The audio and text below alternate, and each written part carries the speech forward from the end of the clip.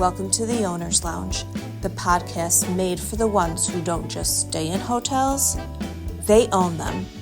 Whether you're managing your first property or you've built an empire from a single roadside motel, this is your space, your journey, your community. We're talking stories that matter, moves that change lives, and the insights no one teaches you unless you've lived it. Real stories, real owners, real impact. This is the Owner's Lounge.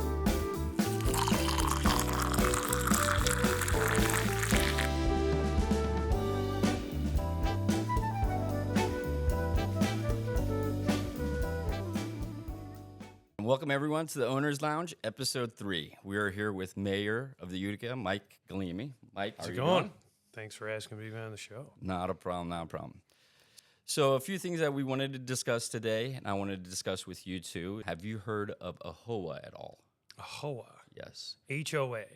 AAHOA. No, not in that sense. So AHOA is Asian American Hotel Owners Association. Oh, okay.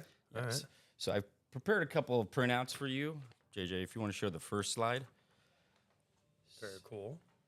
So that is the impact of AHOA members nationwide. Mm-hmm. Okay. Nearly 60% of the hotels in the United States are run and operated by AHOA members. Okay. And you see the revenue numbers there as well. Almost 1.4% of the national GDP is from our member hotels. Okay. That's a large amount for one industry. It is huge. Yes. I also have the New York State impact for our AHOA members. Okay. Now, in New York State, we have 43% of the hotels are AHOA member hotels. And you can see there as well the contributions that the lodging industry brings to the state. It's huge. Yes. Those are big revenue numbers, and those are great tax numbers, and especially bringing the tourism dollars into our market. I don't know if you know this or not, but New York State also does a economic study of tourism throughout the state every year. Now, 2024 is not out. They will have that out in September, usually comes out. So we do have 2023. I just want to go over some numbers of that with you on here. So New York State, we did in tourism spending $88 billion in 2023. It's huge. That is a big number. Going with that, too, our area directly has contributed, so the Adirondacks contributed $2.3 billion to New York State's $88 billion in tourism. And in our area, people think Adirondacks, they're thinking just Old Forge. Right. But people forget about Lake George, all the other pieces of the Adirondacks that you can get to from everywhere else. Yes. Okay. So those are vital areas, and tourism is a very big and strong industry in our state as well. Mm-hmm. I mean, like I said, it does provide $88 billion worth of revenue in 2024. Mm-hmm. So going with that, I have a few questions for you, Mayor. One is, how would you envision the city of Utica working with an association like AHOA to create more hotel development and tourism-based investment locally? So if this organization, for example, obviously has access to all this data, we have our Oneida County Board of Tourism. We have all of those pieces, like Placemaker AI, figuring out where people are and why. The first thing I wanted to throw out there is something new to us. Our hotel use over the last 5 to 8 years is now being consumed by competitive games, tournaments, world games that are coming to the area. That's a big piece of it, right? Yes. Getting together with these owners and starting to work with those data sets, we always think hyper locally. What could we do to advertise here? Right. One of the things I'm really interested in, because I've worked I've worked in this space, right? How do we bring people into the city, right? So think of a tournament. Yes. Okay, so let's say all of the AHOA owners, right, in the area get together and say, we have this many people from these tournaments staying in our hotels. We know where they're coming from. Now we get together with the tourism board, with the tournaments, with possibly, Nexus, however that sponsorship wants to work. And we use the real data to say, 3 months prior to that, we use geotag, we use the type of ads, and we actually leverage advertising dollars so that people get here, they know where to go. Right. Now, is that the city spending that, or is that the tourism bureau spending that? Oneida County Tourism. Effectively, what I'm getting at, everyone talks about like who's contributing from municipal governments, right? That's always a very complicated web, right? If that's something that is sponsored through industrial development agency actions in partnership with Oneida County Tourism, for example, those are the types of things I've seen happen. Whether it's direct, whether it's for the purpose of economic development, those are the types of things I feel like we could partner on. Okay, that sounds good. Now, with your response there too about getting together with the hotel owners and knowing when certain tournaments are coming or staying and where these people are from, have you considered appointing a hotel liaison, or a business advocate within your administration? No, we haven't considered that. However, in working just kind of in this space, tourism's a thing now. It's becoming big. Oneida County Tourism's now doing a yearly meeting. We've discussed, a lot of people think about contributing dollars, right? How are we going to partner? What are you going to pay for? Right. A lot of what I think goes lost on a healthy urban and economic development office is the services we can offer, the services we can provide, and time is also money. Right. So one of the things we're doing right now, which isn't particular to this, we're breaking up the city into different business and residential development districts. And we are going through and creating effectively business development decks for each of those districts. It lists the walking counts, the foot counts, the driving counts, who's on bikes, how many people live there, who owns the property, what are all the businesses, what types of businesses there are, what's ready for development, what's not.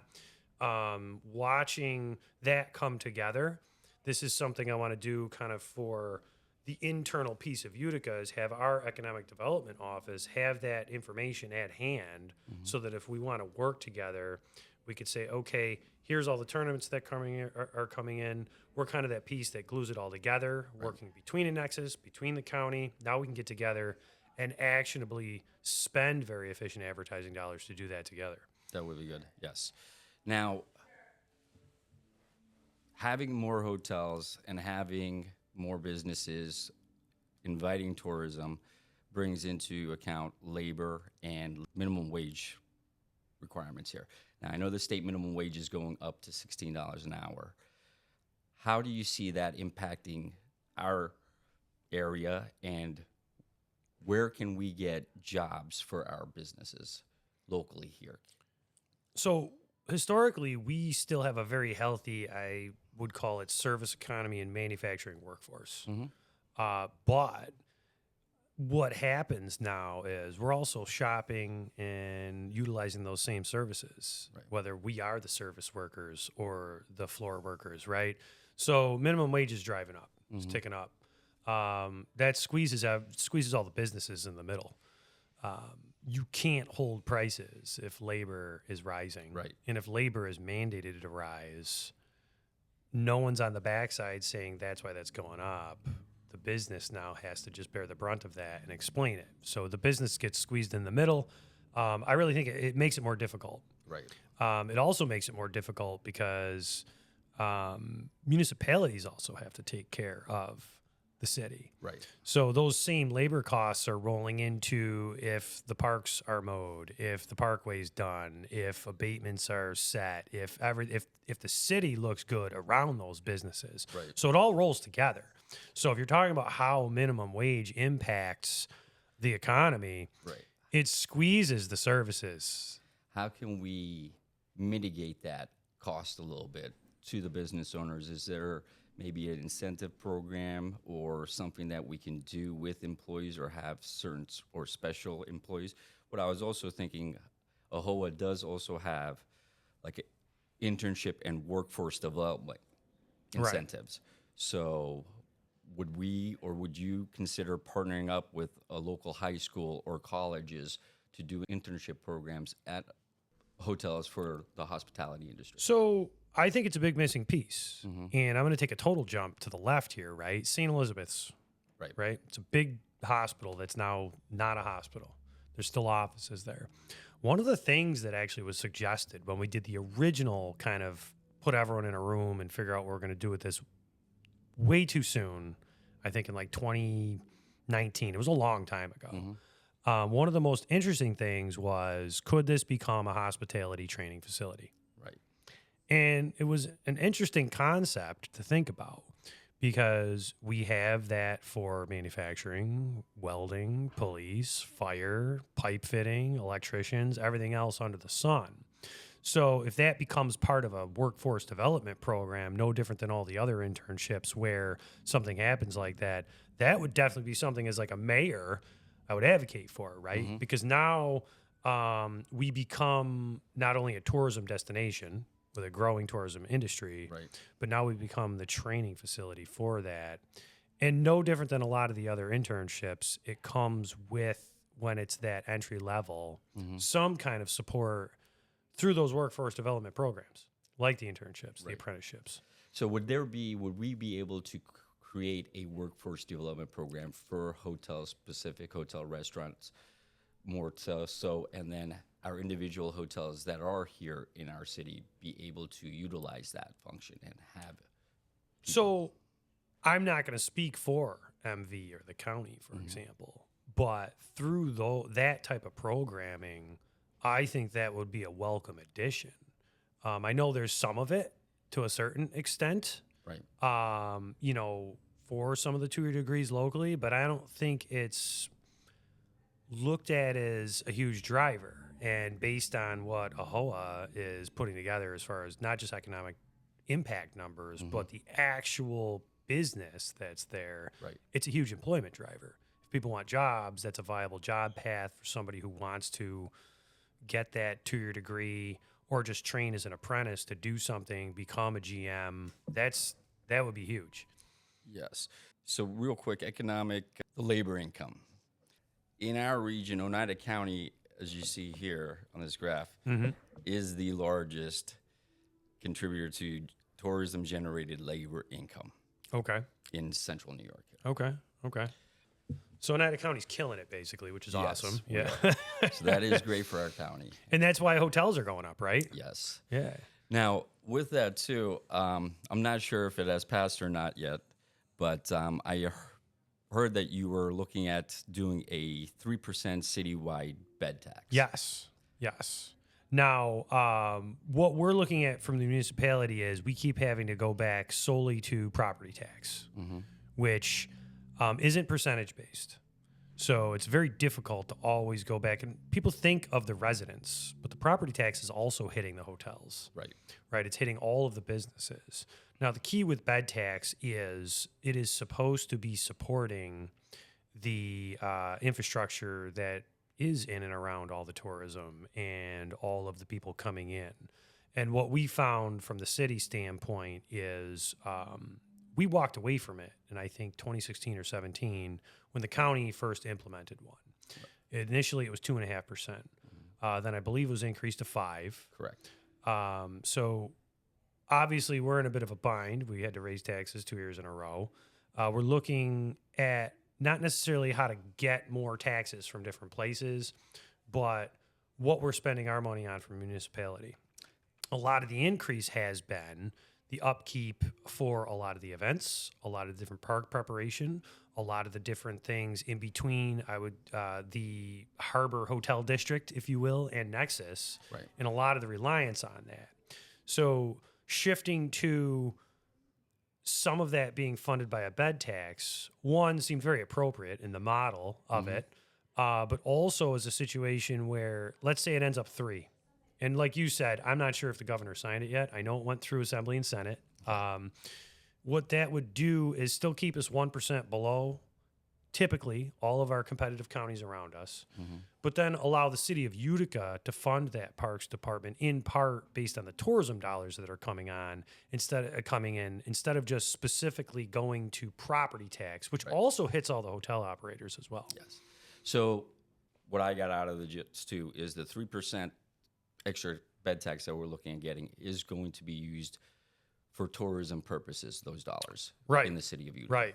Yes. So effectively, if like we have X coming in and our parks department is funded, I mean, you could look at the last budget negotiations. One of the first things they went to was let's cut the summer help for the Parks Department. Right.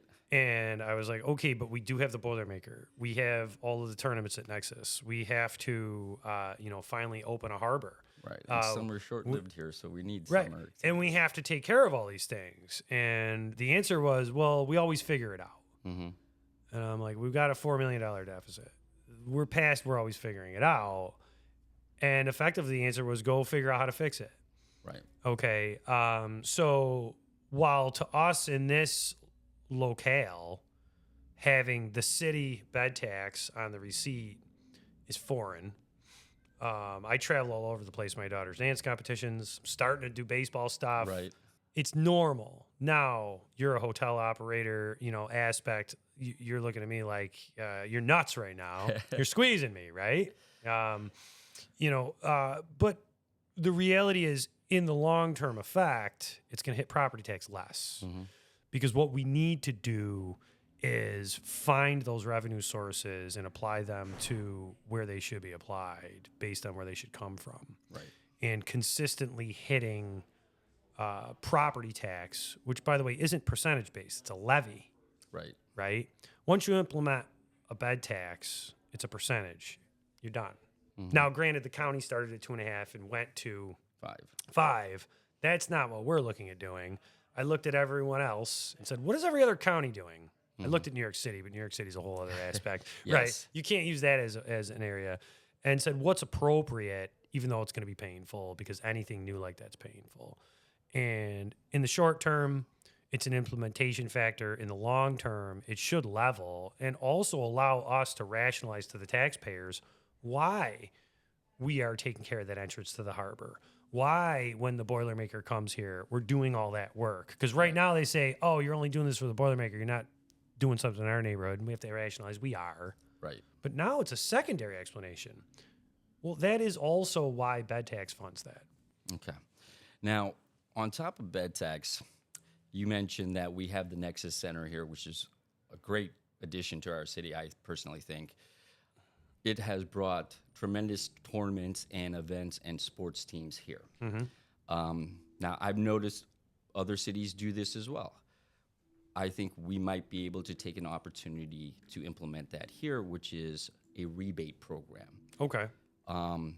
Any one of these tournaments come in, if they have a tournament at Nexus Center and they're usually third parties are booking the groups and everything, there's a rebate that every guest pays, and that goes to the city.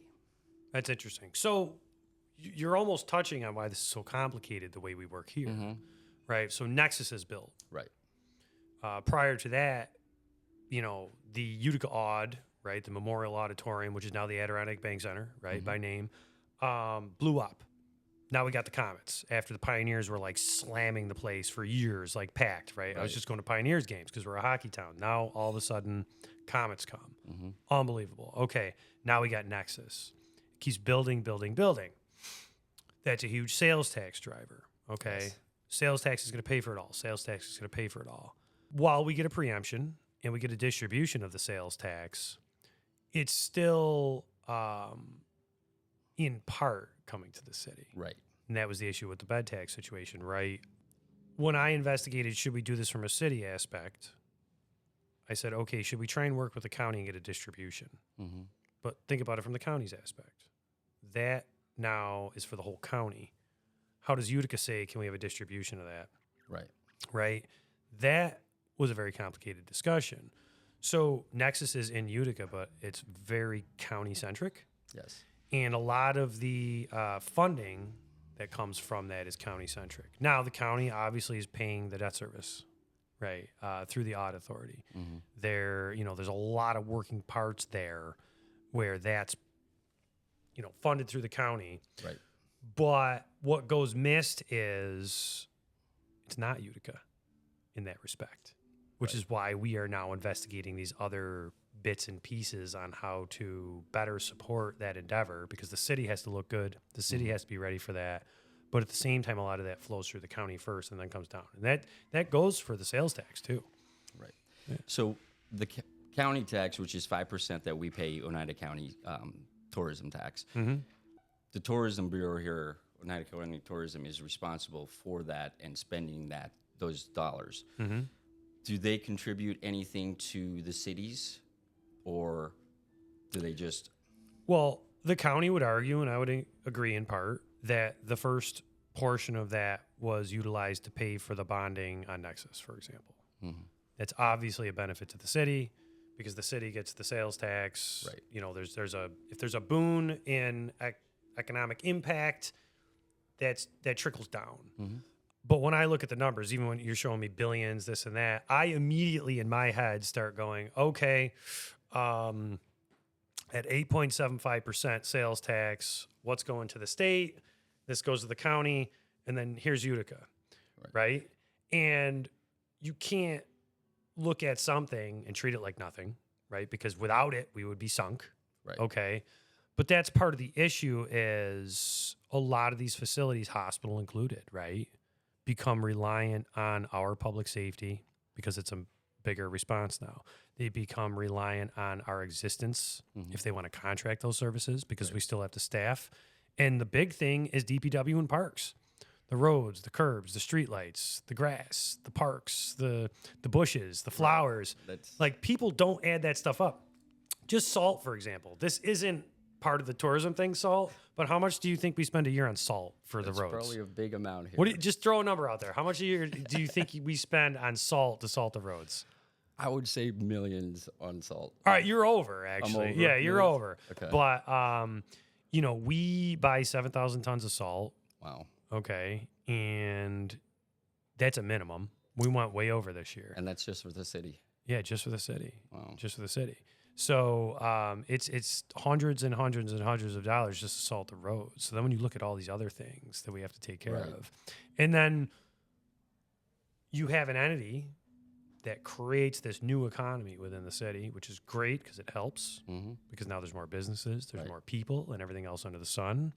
But then all those direct services still have to be provided directly by the municipality. And that's why we're struggling a bit with it. And that's unfortunately why we are looking to diversify the revenue sources so that each revenue source is now more resilient as well. Right. If we want to keep property tax more stable on everyone, including hotel operators, we need to make sure that there's a balance between property tax, bed tax, sales tax, and all of the other services that are coming through.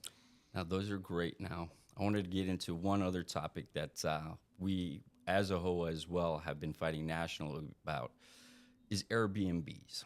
Now, I know we have our number of Airbnbs in the city. The Airbnbs do not pay the county tax, the tourism tax. All right, so you ready for this? Yes. So I was at NICOM, New York Conference of Mayors. That's when this really became a hot topic. And this is what triggered my thought process. And because I had thought about it before, and that's why I was kind of like talking to the county about a distribution initially. Right. But then this big push came down, which we were already trying to figure out how to track them. Right. Right? Because it's just this like... Yeah. Now, I know a lot of really great Airbnb operators, but for the purpose of this, I'm going to say it's like a black market of... Right. You don't know who you're going to get and whatnot. Well, yeah. And my family comes in for Thanksgiving. Most of them are staying in a hotel. A couple of them stay at Airbnbs now, and they love it. They got their favorites. There's a couple really wild ones here. But New York State, New York Conference of Mayors, big presentation on the fact that cities need to implement occupancy tax to effectively, I don't want to call it this, but rein in the Airbnbs. Yes. And that's a big part of why I went down the road of this. I know the hotel operators are like, wow, didn't see that coming locally, even though I am keeping it below a lot of the competitive counties, if you want to look it up. I made sure I didn't, do that.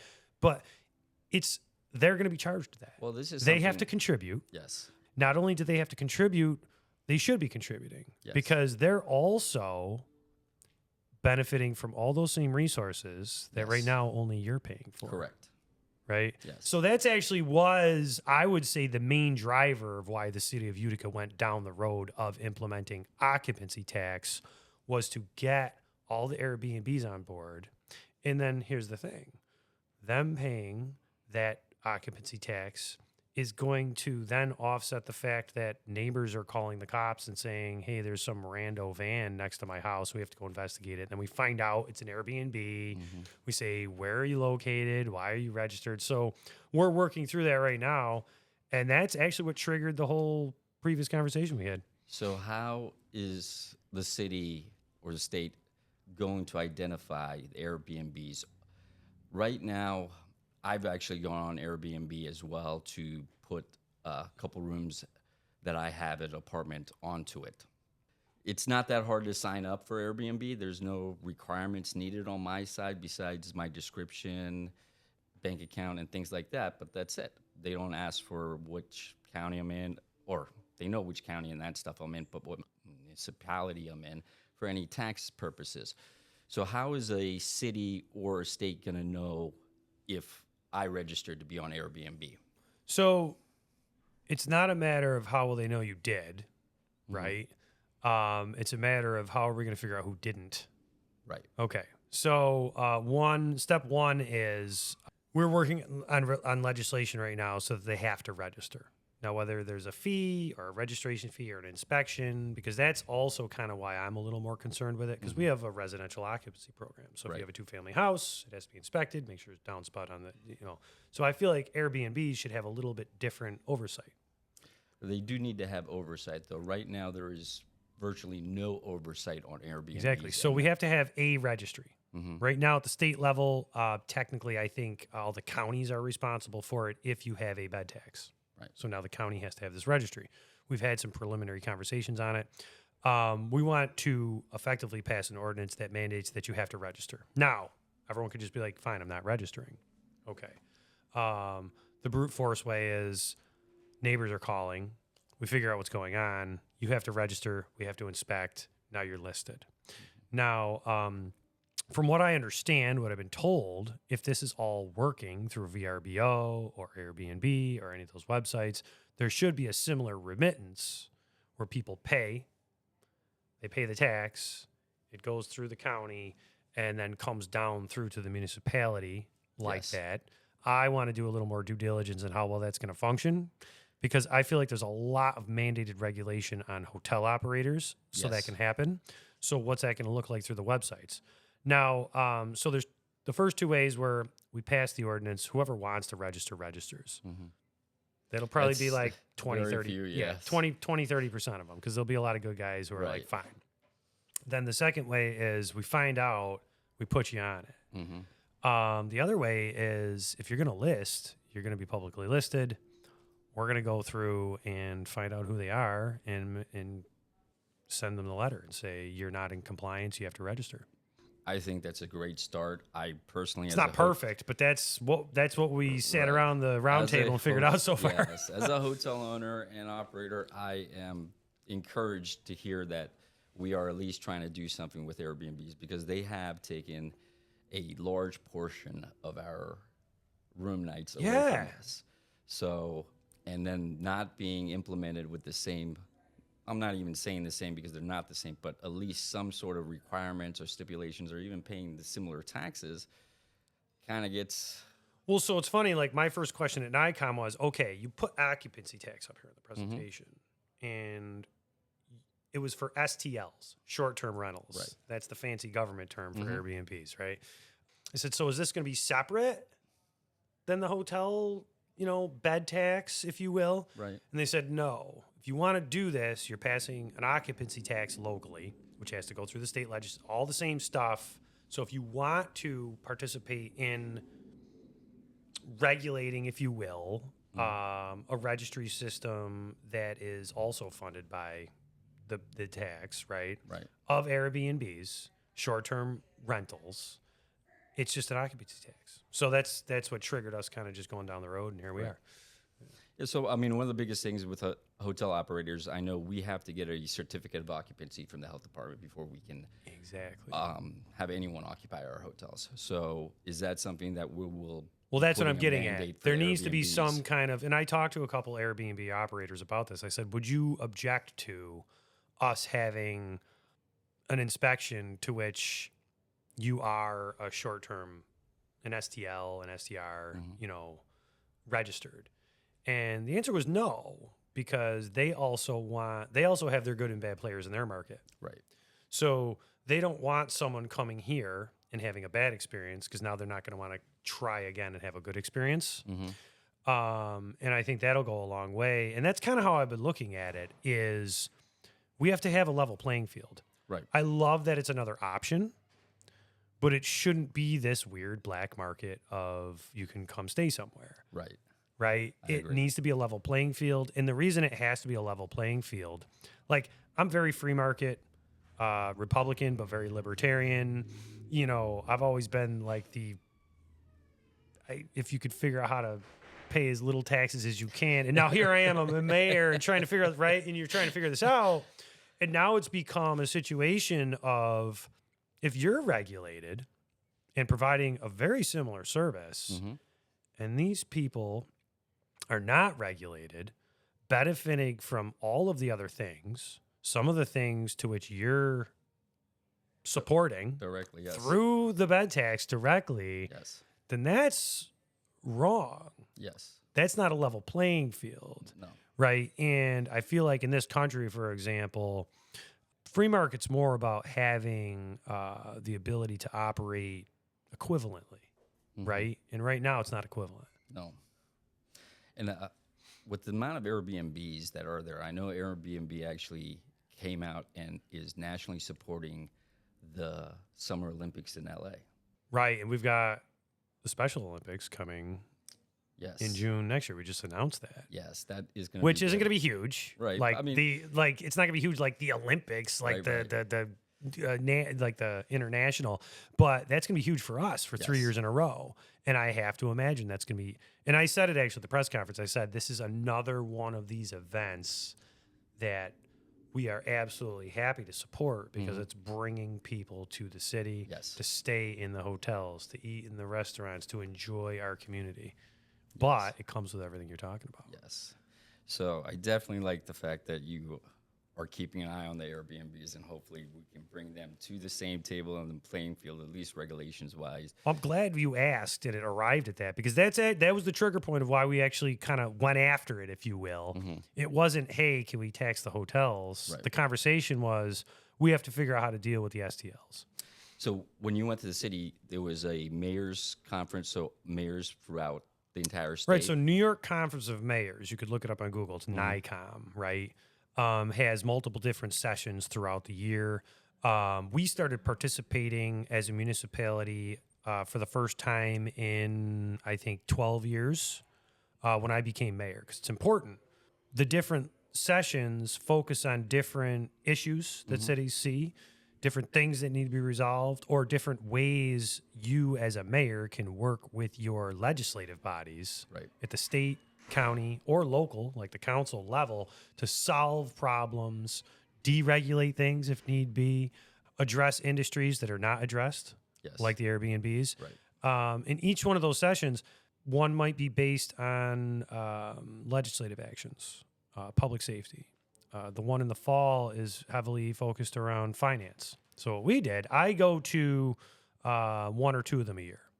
But then the one that might be more based on finance, I had our budget director go to all those training sessions to keep a knowledge on that. So like all of our different like knowledge bases, whether it's economic development or budgeting and finance or engineering, we're engaging in NICOM with every single other municipality. And that's what's key. You go there, it's almost like a sitcom for a minute, like being John Malkovich, because everyone's mayor. Yes. So it's like, hey, mayor, mayor. But that's what it is. You get together and sit in a room with all of the other peers Right. and discuss how you're solving similar issues and how you're trying to make your community better for everyone who participates in it. Oh, excellent. I just wanted to get out there to our viewers real quick with what Mayor has mentioned about that meeting. And the last one they were at and discussing the compliance issues of Airbnbs. So your mayors know about this. Talk to your local mayors and have them. Mike is doing a great job here with us and having them register the Airbnbs. See if they can start something in your cities as well. Thank you. That was great, Mike. And Are we still live? Yes. We're still live. So an important thing to all the other mayors who might be listening, because a lot of them were there. Mm-hmm. Okay. NICOM's a resource for it. So we currently have sample legislation from them that we're refining to fit our locale. Right. So, working through NICOM for that, New York Conference of Mayors, which I'm giving them a huge plug, because when you see a new problem like this, they're right there to assist the municipality. Mm-hmm. And anyone can go to their website and see those resources. Excellent. One real quick question for you too.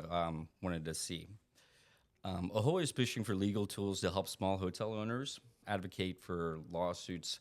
There's been a lot of frivolous lawsuits that go on through hotels because they know that we're insured pretty heavily and things like that. And I was talking with Senator Joe Griffo about this as well on the last podcast.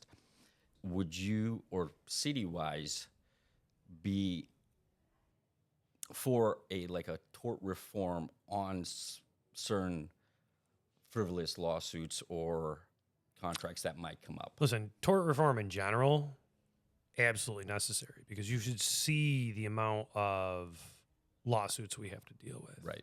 Now, I think the issue is how they are parsed. Okay. It's amazing what falls through the cracks as far as people who are just clearly lawsuit trolls. Mm-hmm. And if that's what you're regarding, I don't know what the solution is. I don't know how to solve it.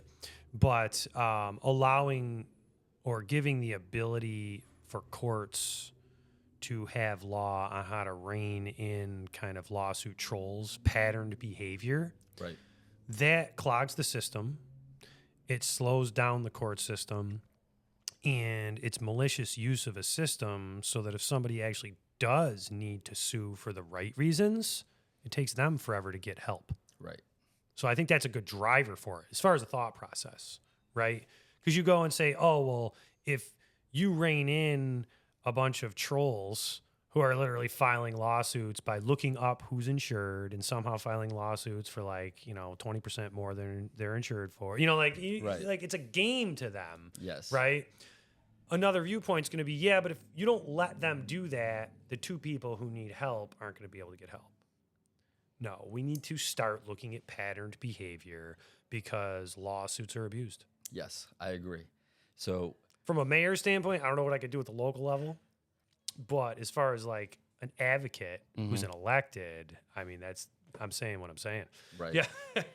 Well, that's good to hear, and it's good to know that there are people like you that are in office that do feel it does need to change. Senator Joe Griffo was also on the side, had the same views about it changing. So as an association, I know New York State Lodging Association and AHOA and AHLA should definitely go to the next New York State Assembly and advocate on this behalf to get tort reform for our state. Well, and the other thing, too, when you're talking about advocacy, I do think, now, so I've worked a lot in New York City and a lot of other cities, mainly New York City, in my prior career, I'll call it, right? The hotel industry, the resort industry is a career for people. Yes. And like many other things, our area as a region still, if you were sitting around at the dinner table and with your kids and your kid raised your hand and said, I want to go to college to be, I don't know what the corporate chain looks like at a hotel, right? Right. I have to assume most people would say, what are you, crazy? You're going to school for engineering. What are you, crazy? You're going to go be a pipe. You know what I mean? Right. It's not really kind of that mainstream because in our area, it hasn't been a thing. But I think now with the recent increase in how many hotels have been built, people are starting to realize that. I know it was probably 45 minutes ago we talked about hospitality training. Right. It is a real thing. It's a career path. Yes. It's a career path where it's not minimum wage. It's you start here, you end up a line manager, you end up the assistant manager, you end up walking up a corporate chain and can be a GM. Yes. Right? And that's a career path where you're buying a house if you want. You're leasing that big apartment if you want to lease instead of buy and raise a family and can just live an independent life. Right. We haven't really bit that apple fully yet. And that's A what lot we of need to people realize. haven't, but there is great opportunity, and I took full advantage of it. That's exactly what I did, was work in the hospitality industry. I started from doing rooms, front desk, managing, GMing. Now I own my own properties. Right, and that's why I referenced like Manhattan. I would stay in a lot of similar hotels or the same hotels or the same hotel chains a lot, right? And a couple years goes by and I'm only there maybe once a month, right? Or once every 2 months, but I realized like I'm waving to some of the staff because I've seen them for 4 years, right? Yes. Or some people are starting to look familiar. And it's like, these are long-term jobs. It's not transient work. Correct. It's long-term jobs people can depend on. Yes. Yes. I've actually had an employee with me. I moved to this city 2011. She is still with me 2025. Great employee. Right, and it's great. Yes. It's a strong service economy, and it supports not just tourism, but it supports local residents because that's their job. Yes. Well, thank you, Mike. Do you have any questions for me? No, very cool. Love the podcast. Thank you. Appreciate the questions. It's a nice venue Yes. to come today and just kind of hang out and talk about a lot of different issues that I'm not ever asked in the normal realm of being the mayor of Utica. So it was nice. It was good. Excellent, excellent. I also had a great time. Everyone else, we had a great time. If you have questions, please feel free to write them. Let me just check here. I do have a couple of comments. Great episode. We will be putting the episode live on Facebook. We will also create shorts throughout the month. Our next episode will be next month, August. We don't have the date yet, but I'm probably most likely going to have it after the AHOA board meeting so we can discuss the board meeting as well. But stay tuned for our September episode, which is going to be live at Capitol Hill during AHOA's Advocacy Week in Capitol. Oh, that's serious. Yes, so that'll be a real nice serious. podcast in September. And hopefully at that meeting, you guys aren't going to have like a picture of me throw darts at it, right? Yeah. No. Yeah. So thank you, everyone, for joining us. We'll see everyone next month. Thank you.